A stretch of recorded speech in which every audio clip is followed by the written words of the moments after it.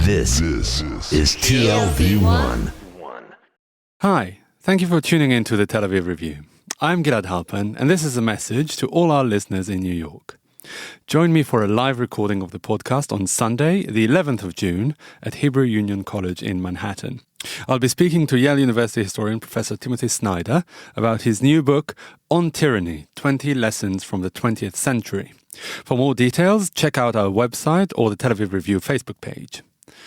Also, on Thursday, the 15th of June, Yeshiva University professor Jeffrey Gurok, the author of The Jews of Harlem, will be leading a walking tour of Jewish Harlem, especially for friends of the Tel Aviv Review. If you're interested in joining, please send me an email to gilad, Gilad, at tlv1.fm. I look forward to seeing you all.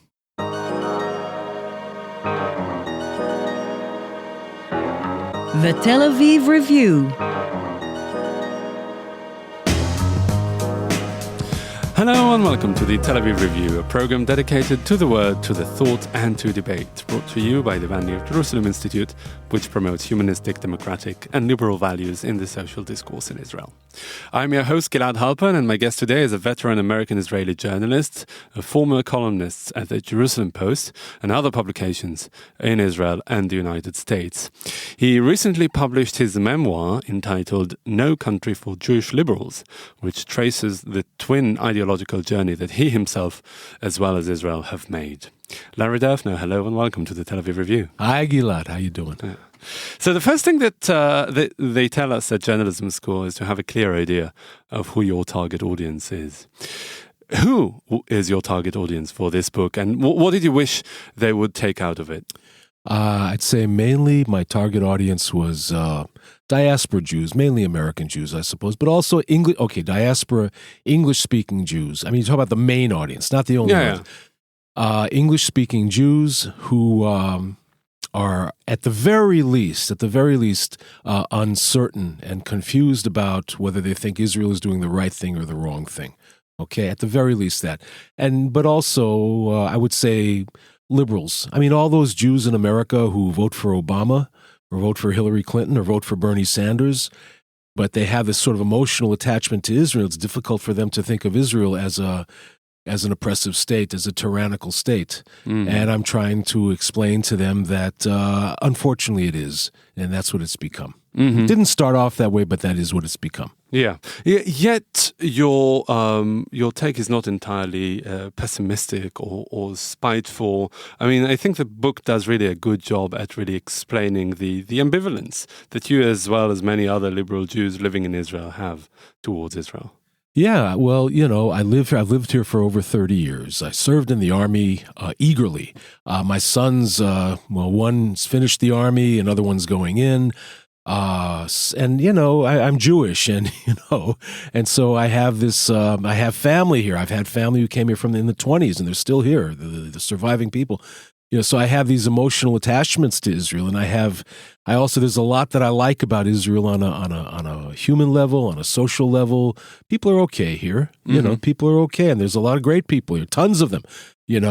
My problem is with the political mentality of this country that, among the majority of the public, and the kinds of policies that leads to, which are, so that's the ambivalence. I think if Israel gave up the occupation and stopped starting wars with Syria and Lebanon and everybody, this could be a great country, great country. But don't you think that this bottom line somehow gets subsumed in your criticism, and by calling it an oppressive, a tyrannical country, you're actually doing a disservice to Israel and playing into the hands of its sworn enemies, those who wouldn't want Israel to exist in the first place? This is actually a point I've heard before, and maybe it's worth maybe it's worth my examining.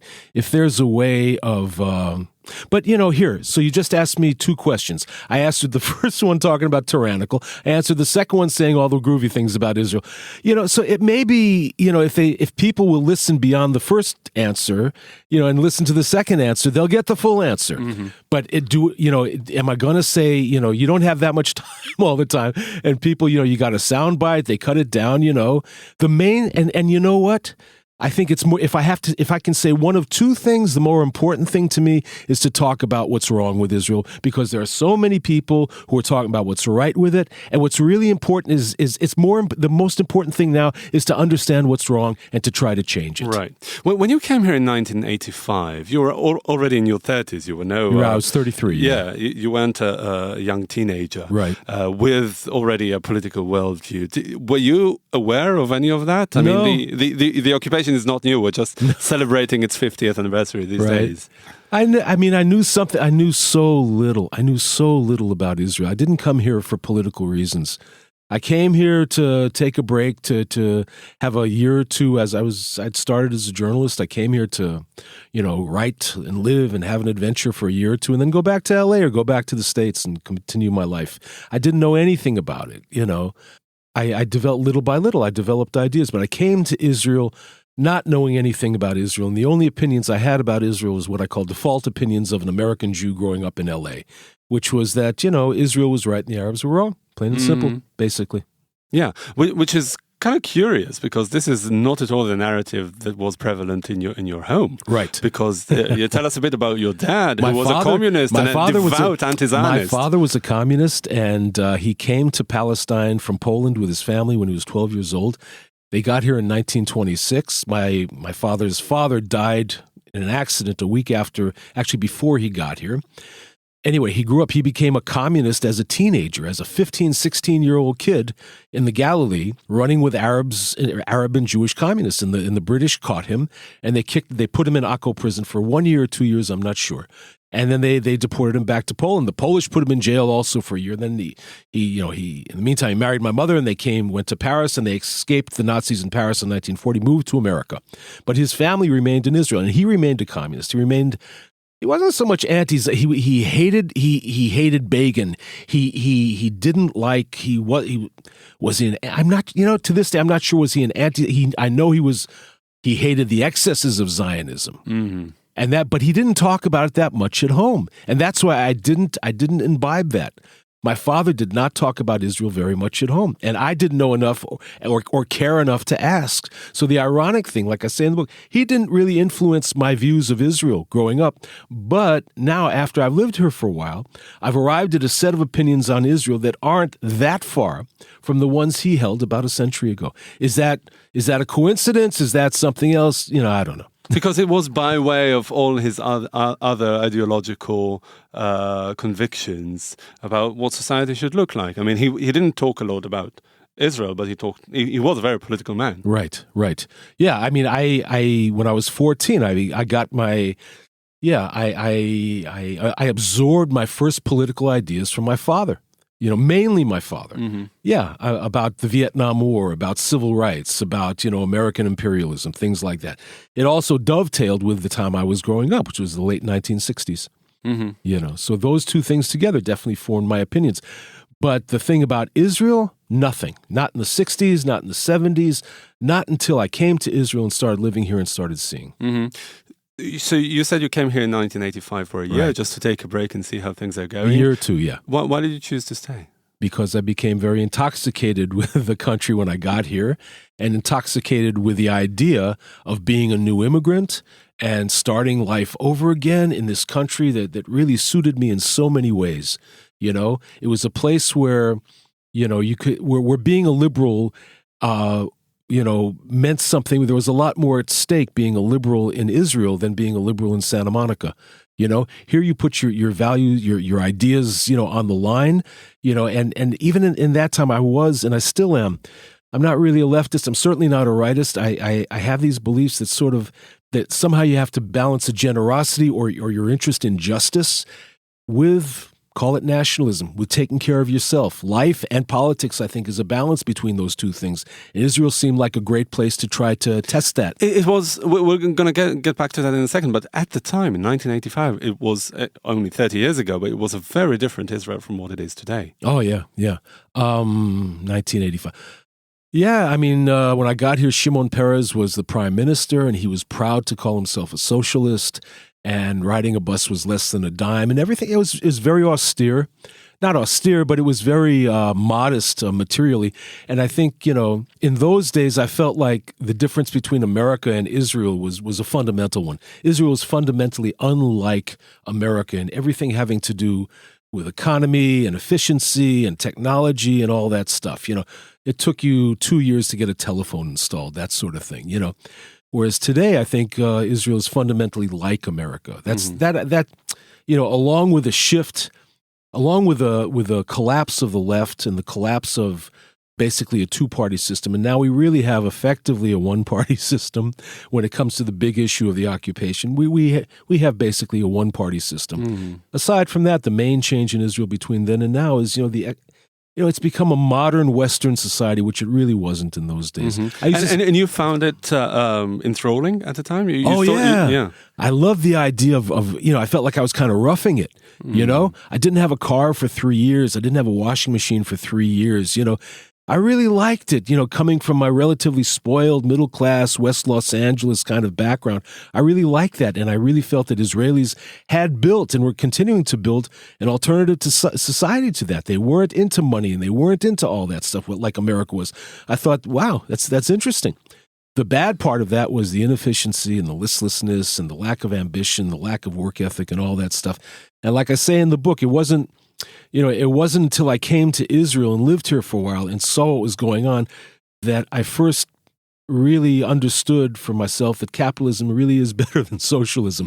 But the good side of those old days was, the modesty, the fact that everybody dressed the same, everybody's apartment looked the same, The kibbutzim, there was a nobility to them. There was a simplicity and not austerity, but I would say modesty, that was definitely attractive. And you think that the disappearance of that model and lifestyle had political implications, that part of the way we treat the Palestinians, part of the way we treat the occupation, is part of that change of heart?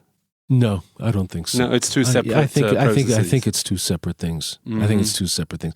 If anything, maybe the new materialism, the new individualism might in other circumstances augur for a more liberal treatment of the Palestinians, because we're not so one monolithic country like we used to be. There's more individualism, but not in politics. Yeah. It's interesting that it's really two inverse processes. Right. Yeah. So going back to you, when were you first struck by the existence of the occupation and its thoughts? The first time it hit me was right before I left for Israel in January 1985. I was boning up on Israel. I was reading stuff, and for the first time, I read a brochure that told me, Israel. The Israeli military controls the West Bank and Gaza, and there's about 1 million Palestinians living there, and they're not Israeli citizens, and they live under the rule of Israel and the military. I said, that ain't right. I said, that's not a settlement of this thing. That's not a solution. And then the second thing I read is that the Likud, led at the time by Yitzhak Shamir, wanted to keep it that way. The Labor Party, led at the time by Shimon Peres, wanted to trade territory for peace. I said, that's my side. And I became an immediate, supporter of the Labor Party and Shimon Peres and territory for peace. So basically, as soon as I understood the basic lay of the land, I realized it was wrong. However, I wasn't at that point anywhere close to blaming Israel for it. I thought, as you are today. As I absolutely am today. In those days, I said, well, Israel was forced into this. It's because the Arabs are killers and, you got to control them. But if we can work that out, it would be nice to cut it loose and let them do their own thing. But in the meantime, no, it's not Israel's fault. This has all been forced on Israel. It's interesting because most Israelis went the other way. I mean, they are saying, okay, back then we never tried, so we weren't able to know. Since then, we've tried several times in 2000 with the Camp David summit, Arafat and Barak, and a few years later with Olmert and Mahmoud Abbas. Israelis say, we've given them everything that we could and we got a cold shoulder. Yet you're saying just the opposite. Yeah, well, it took me a while. It really wasn't until, I'd say, 2008 that I realized that. The fact is that, it's not a fact. But as far as I'm concerned, we never offered the Palestinians independence. We never offered them sovereignty. We never offered them freedom. We offered them a better deal than they've got now, but never that basic minimal, not minimal and maximal condition, which is freedom and independence and sovereignty for the Palestinians. That's what the deal has to be. And that, not Olmert, not Barak, not Sharon, nobody ever offered them that. So I don't blame them for turning it down. But Israelis, like you say, Israelis believe that we offered them everything and we got terrorism in return. That's the Israeli view. I believe it's absolutely wrong. I don't think that we never offered anything to the Palestinians that we ourselves would have accepted. Yeah, but don't you think that some of their concerns are justified, that giving the Palestinians full sovereignty and full power may endanger the existence or even the safety and the security of Israelis and the State of Israel? I think that let's say the Palestinians got a Palestinian state. I mean, you know, I think they themselves would probably be in danger from the more militant people, from could be ISIS, could be other jihadist groups to take over in the West Bank, to take over in Gaza. But ultimately, but if they do, Israel would be at stake. No, we wouldn't be at stake. We would bomb. They would if they attacked, if they had their own state, you know, they would if they attacked, we would teach them a lesson that they never forgot, which we've already done with Hezbollah. Hezbollah, after we got out of Lebanon, right, in 2000, Hezbollah is much stronger than anything the Palestinians have, much stronger. And for a few years there, Hezbollah and Nasrallah, they thought that, we can kidnap this one and pop you over here and do this, and that. In 2006, they went too far, and they snatched 2 Israeli soldiers. Turns out they killed them. 10 Israeli soldiers were killed that day. In the war that followed, we bombed the living daylights out of Hezbollah, out of Lebanon, and since then, they don't dare mess with us unless we kill too many of them. They say, we got to do something. They are scared stiff of us, and that's Hezbollah. What about Hamas in Gaza? They're much weaker. They're much weaker than Hezbollah. No, but Israel has been bombing the daylight out of Gaza in 3 separate campaigns. Right. So what's the difference? The difference is that Hezbollah in Lebanon is a free country. Hezbollah and Lebanon, they're not under Israeli occupation. We don't rule them. So they finally said, you know what, why don't we leave them alone? Yeah, we'd like to kick their ass, but you know, we have our own country. Let's keep it, okay? Hamas and the Palestinians can't say that. They're under our occupation. That's the difference. They're under our military rule. If we were to cut them loose, then they might take a shot like Hezbollah did. But afterwards, after we bomb the crap out of them, they would say, you know what, we got our country. We're not going to get this. Let's stick with what we got and keep Israel off our head. So you're saying that ending the occupation is not just the moral thing to do, it's also a good thing for the security interests of Israel? In long term, yeah, I think I believe fully. And I think it's proven by events. Israel has the power to deter all its enemies. It is deterring all of them, except for the Palestinians, because they're the only ones who were throttling. You know, if we get our mitts off their neck and let them be like Hezbollah and let them be like Iran, let them be like Sudan and every other country that hates our guts but doesn't dare touch us because, you know, it's not worth it to them, we'll have the same thing with the Palestinians. We are the colossus, the military colossus of the region. Everybody knows that except for the Jews in this country. You say in the book, in 2 separate occasions, very candidly about your grappling with these 2 episodes. One is the collapse of the Oslo process in 2000, that after which you shifted to the right and you want to have nothing to do with the Palestinians for a while. You felt betrayed, as you say in the book. That was kind of tongue-in-cheek. Like, the Palestinians betrayed me, right? Yeah. No, but this is a sentiment that many Israeli peaceniks felt. And in 2005, after the disengagement from Gaza, you also say that you greatly believed in unilateralism and the chances of it succeeding in really changing the geopolitical situation for Israel and the region, and were subsequently disillusioned.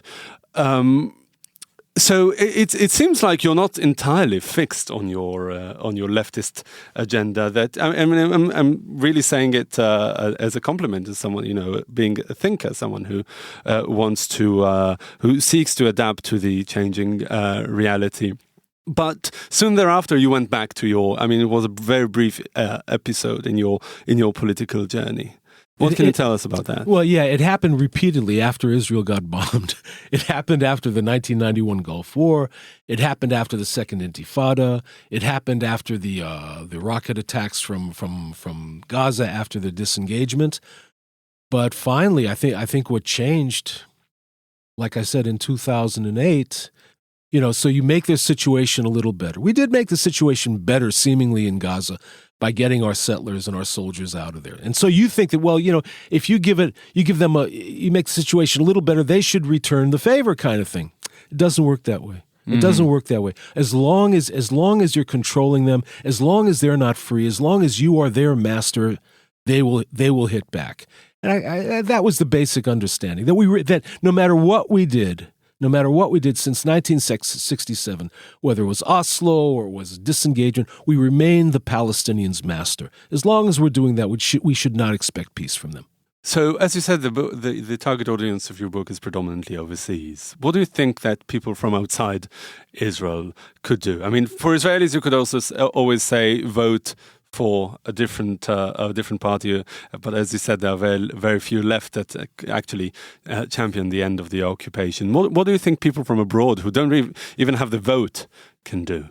I think, well, this is just my idea. Maybe it's a curious idea. I think that if people with influence were to come out and say, what Israel is doing is dead wrong. It's tyranny, it's oppression, it's military dictatorship, and I want no part of this. And I want my government, the United States government, to cut Israel loose, to stop treating it like its protected grandchild, and start holding it to account. Okay.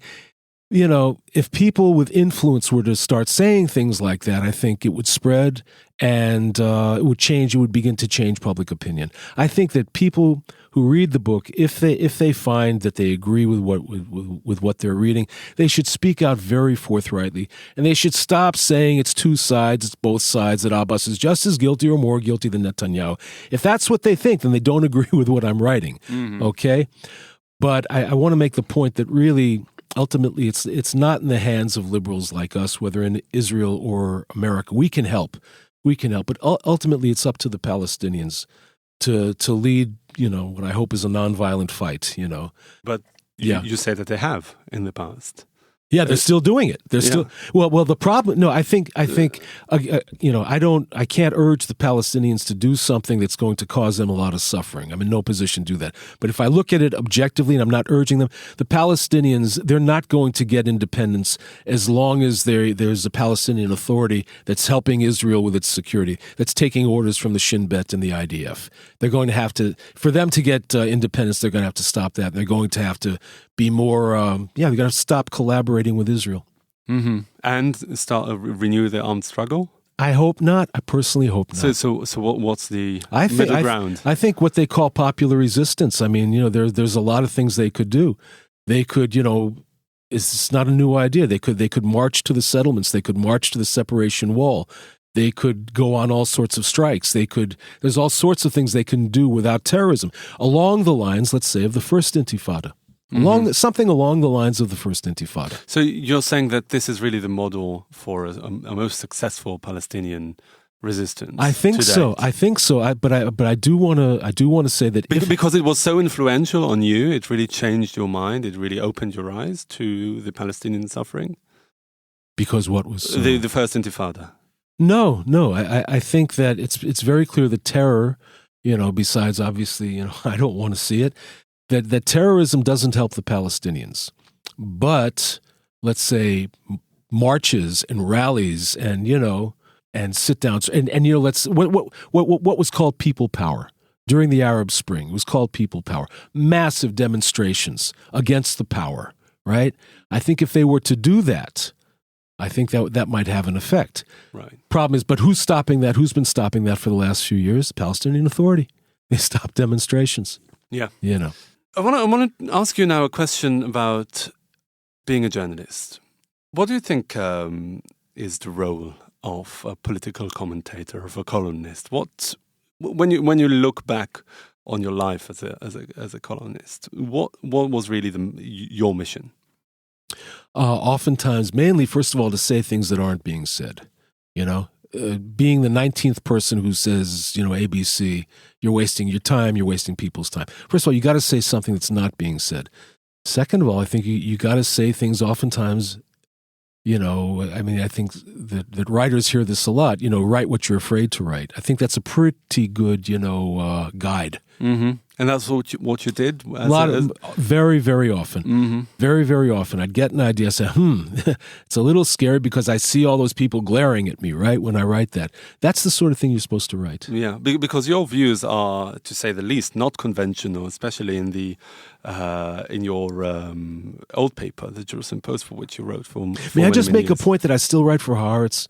I contribute op-eds, not on a regular basis, but roughly once every few weeks I write for Haaretz. Mm-hmm. Okay? And you were a regular columnist for 972 magazine as well. I was, and not anymore. Not anymore. Yeah, no, but you're still... I left 972 with regret. Yeah, okay? but still, you're most associated, also chronologically, with the Jerusalem Post, because you spent the bulk of your career there. So what was it like for a person who's moving steadily to the left to work for a newspaper that moved steadily to the right? Well, first of all, the editors at the Jerusalem Post always gave me free rein. All the editors I had there while I worked there, they were fantastic as far. Nobody ever censored me. I mean, a couple times I wrote something that they felt was, possibly libelous, something like that. And they said, give us a break, I said, all right, No, but the editors were completely supportive of me. And what about your readers? Oh, I got mainly bad mail. Not hate. I wouldn't say hate mail. I got some hate mail, not much. But overwhelmingly, I used to read the comments online. I don't know, 90, 95% were really antagonistic towards what I was writing. Mm-hmm. I was the Jerusalem Post columnist that the Jerusalem Post readers love to hate. Right. Yeah. Yeah. Every paper needs one. Right. Yeah. Are you hopeful? Do you think that things will change for the better in Israel? I'm afraid I'm hopeful in a theoretical sense, meaning that I can't tell the future. Nobody can tell the future. Anything is possible. On that basis, so anything is possible. But if I look at the situation, I don't see things adding up to improvement. I see things adding up to going the way they are and getting steadily, slowly worse. Mm-hmm. Go ahead. No, if you had a crystal ball in 1985 before you came here and knew what things were going to look like in 2017, what your life was going to look like, I mean, I'm sure that you could have had a much more comfortable life in California. No, you don't think so? No, I had a great life. That's one of the things that I stress in the book. That Israel has given me a great life, in every way. I mean, my wife, my kids, my friends. It's even helped me be a Jew, which I'm happy about too. Israel has given me so much. I've had a much better life here than I think I could have had any place else. So that's the sad thing about it. It is a sad thing, but also the good thing, because your book could be read with a passion by Israel's most fervent advocates and Israel's most fervent enemies, because there's enough for everybody there, isn't there? Yeah. But it's ironic. It's ironic, and it's kind of sad, and it makes it. I guess that's one of the reasons that it hurts. I mean, I find myself saying so many times, damn it, this could be a great country if not for the occupation, this psychotic attitude towards Arabs in the outside world. If Israel would change its political mentality, because the people here are okay. They're really okay. There aren't that many real nutcases. Most of the people, they could live with it. They don't hate Arabs for the sake of hating Arabs. They're decent, normal people, Israelis, basically. But because of the situation, because, going back to the beginning with this little Jewish country surrounded by Arabs and everything like this, we started off weak. We started off with the Holocaust and everything. And now we've become, in the space of 2 generations, a colossus. We've become so strong. And like I said, everybody knows how strong we are except us. We have the power that we don't have to do this, but we keep on doing it. And not be, for good reasons, but for understandable reasons, but also reasons that can't be excused. It's also easier this way. Mm-hmm. Yeah. All right. On this note, that is pessimistic and optimistic all at once, Larry Derfner. Thank you very much for joining us today. You're a veteran American-Israeli journalist, a former columnist for the Jerusalem Post and other publications, including 972 and Haaretz, for which you still write. And thank you very much for coming in to discuss your newly published memoir, No Country for Jewish Liberals. Thank you. Thank you very much. Gilad, thank you. You're the greatest interviewer. And also big thanks to Itai Shelem and to the Van Leer Institute for the generous support. If you like this podcast, there are many more where it came from. Just go to www.tlv1.fm/podcasts and take your pick. My trusted co-host Alice Shandlin will be back with us shortly, but until then, listen to us again next week for another edition of the Tel Aviv Review. And until then, goodbye.